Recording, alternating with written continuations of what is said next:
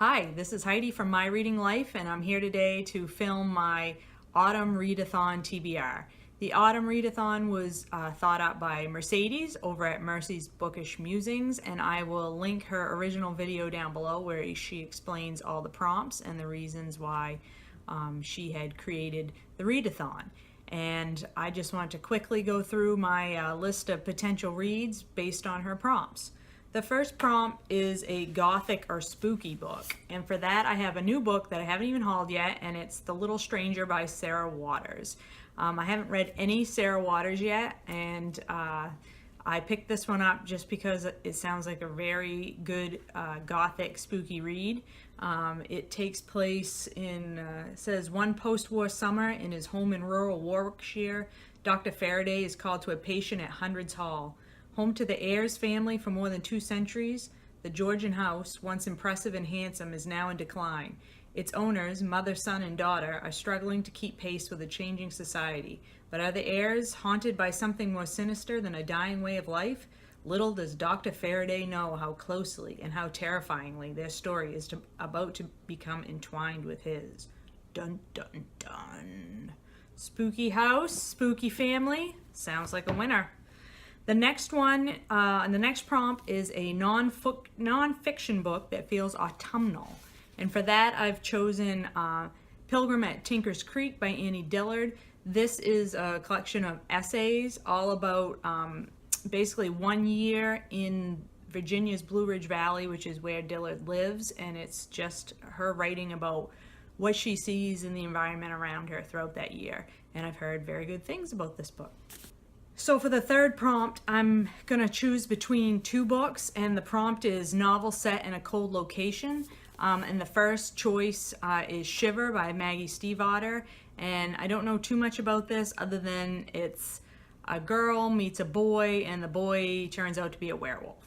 So we'll see about that one. And then the other option for this prompt is The Farm by Tom Rob Smith. And this is more of a psychological thriller where a grown man gets called by his mother to come back to their home in Sweden, and by the time he gets back home, his mother has gone missing, and he needs to find out what...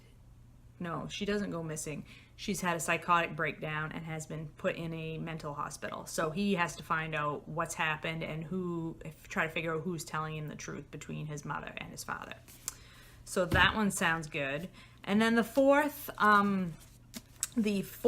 option is a historical fiction book. And for this one, I have chosen Pax by Sarah Pennypacker. And this is a middle grade novel that takes place World War I. And it's about a boy who finds a fox kit and raises the kit, and the boy and the fox become best friends, and then the war is happening, and the father, I believe, gets called to the war, called up to be a soldier, and so the boy gets sent to a relative's farm and has to release the fox back into the wild, and this is the story of what happens to the boy and the fox once they become separated.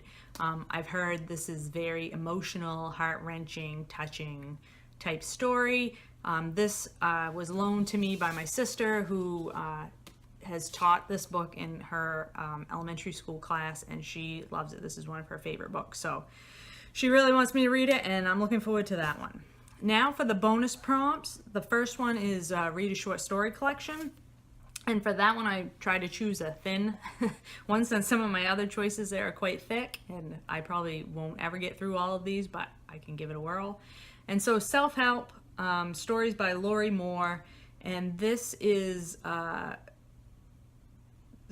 believe these stories have a lot to do with women and women's experiences of the world, and supposed to be witty, I think, and so looking forward to giving these a try.